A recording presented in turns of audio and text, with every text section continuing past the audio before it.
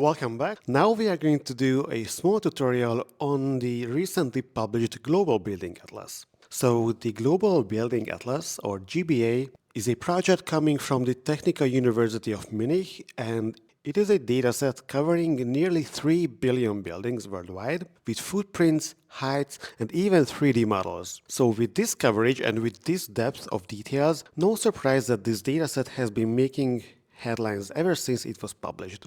And now it is the time from my end to chip into this and show you very quickly in Python how can you use this very exciting dataset. As usual, first a few imports, and then we are going to establish sort of the baseline by collecting building data from OpenStreetMap. This way we will have a basic understanding or a baseline dataset to which we can compare the GBA afterwards. First, I'm going to focus on the center of Budapest, but then we will see how we can adjust this code to other locations. So we query the admin boundaries, and I also extract the geometries directly, which I can then use to query buildings from OSM very quickly. Here, as usual, I'm using the OSM_NX package and extract the features flagged as buildings from this geometry. As you can see, we have about 1,000 buildings here in District 5, so the most central and also probably the smallest district of Budapest, which looks like this. Here we seem to have a few, maybe 2 points flagged as buildings, but never mind. And now we can already move on to the GBA component. So here I am going to add a couple of links just to make sure that the credits are here. As you will see here, I'm going to be using a mirror source because until recently, we could download single GeoJSON files containing footprints and all the building data, and then we were done. However, unfortunately, due to some license conflicts between the datasets used to build the GBA, so now their Hugging Face site and GitHub provide instructions on how to merge the different components which are hosted on different places.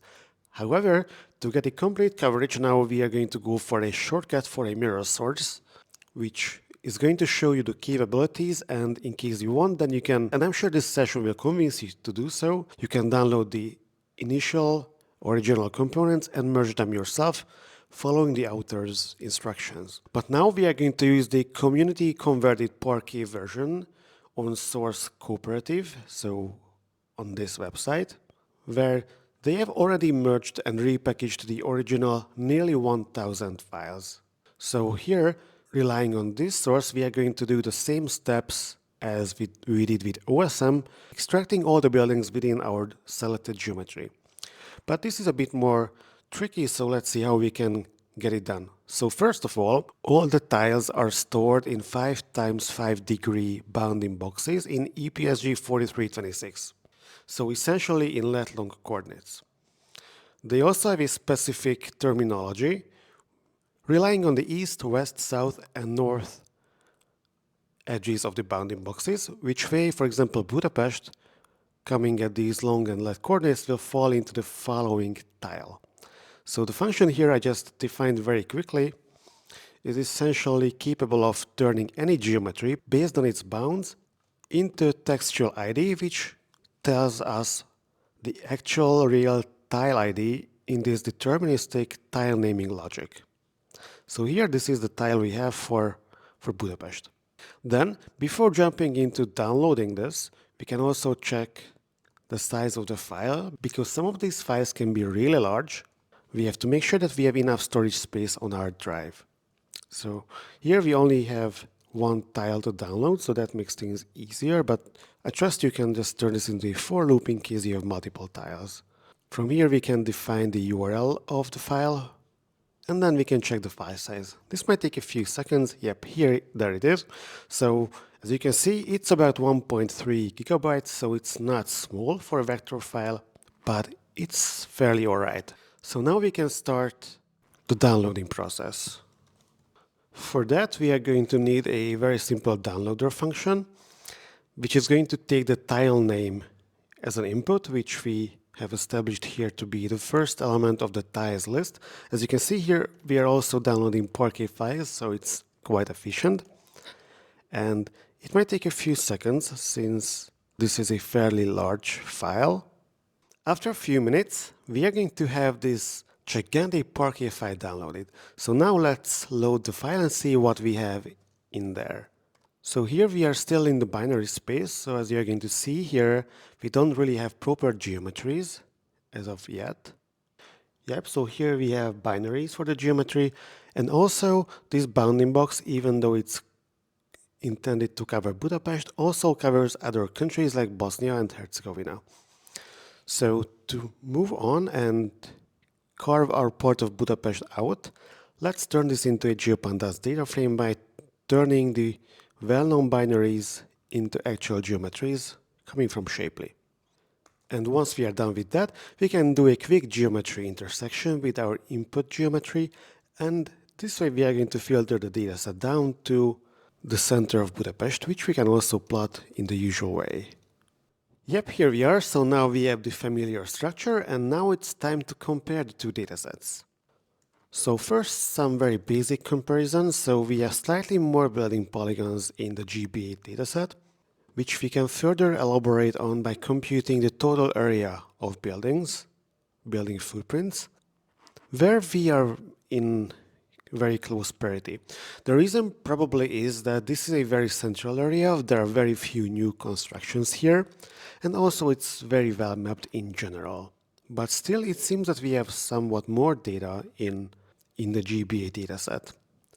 And then where does the GBA pull from? Here it's mostly OSM indeed, and the extra gap was filled by data from Microsoft. And if I'm remembering this correctly, that's also where the gap was in licensing.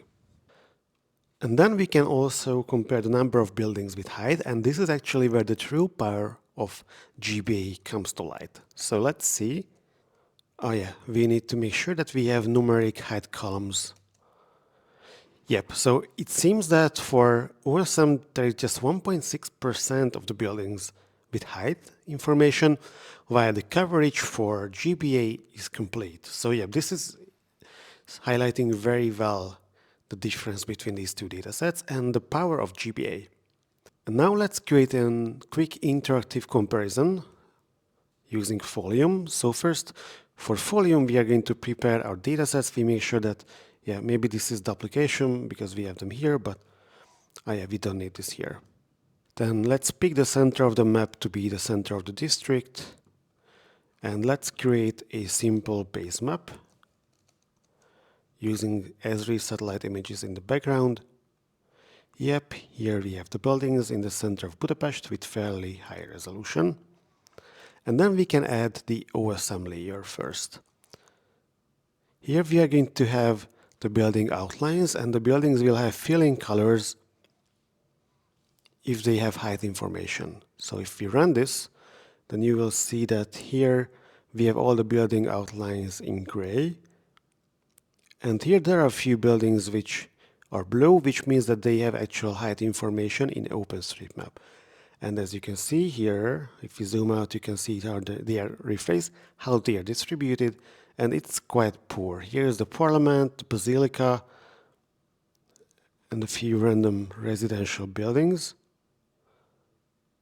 This is actually the Central European University where I did my PhD, so random fun fact that it's here, and it has a height label, but very well done, scholars.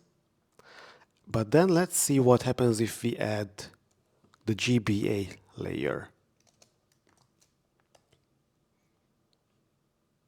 Yep, so this was quick. And also, as you can see, the whole map lit up, which means that here we have height information, inferred height data for every single building. In terms of the building footprints, and we can further explore that by just adding some basic layer controls. So in terms of the building footprints, OSM seems to have a very good coverage as well. But GPA has a little more buildings. Some of these might actually be a little off, to be honest, because here, this is the main square, so there are no buildings here, and neither are here. But maybe there were some temporary structures there, for example, a Christmas mark So this is pretty much in the range of error these days when it comes to satellite images, especially if they are at a global scale, which limits the resolution. Or here, this thing on OSM, it seems to be more reasonable. On GBA, it's a bit more fragmented, but here, this is a Ferris wheel, so it's really hard to categorize that as a building. And on OSM, yeah, probably someone added this manually. It looks very much like it, where it was algorithmically captured. The algorithm struggled a little bit, but my intuition says or tells me that probably this level of inaccuracy with these really sparse edge cases with GBA are by far outweighed by the gain on the height data added to this dataset and present in GBA. Having said that, my personal view on these global building datasets is that today they are still improving, they are still in progress. There are multiple providers and sources, OSM, Microsoft, while GBA here as sort of a merge solution, or Overture Maps is also really good. And probably none of them are perfect as of today, but they are all covering substantial parts of the globe and the building stock worldwide. And since in the end there is just one building stock layer, because we cannot have multiple versions of the same reality, of course, in my opinion, this means that these different sources and different methods and approaches and databases are inevitably converging. So maybe just in a few years, every difference between OSM, Overture, Microsoft, all that is going to dissolve, and we are finally going to have one ground truth and single source of golden truth building stock dataset. And until now, we are going to use what we can, what we feel comfortable with, and what, for example, in terms of licenses, can be aligned with our goals, let it be research or business. That was it for the GBA OSM comparison. And if we scroll back here, I highly encourage you to change the location here, test your hometown or places you know very well, and then see how the two databases compare. So if you have done that, actually let me know. I would love to see how your local experience justifies or explains the differences between the two datasets. So that was it once again. Thanks for following and see you next time.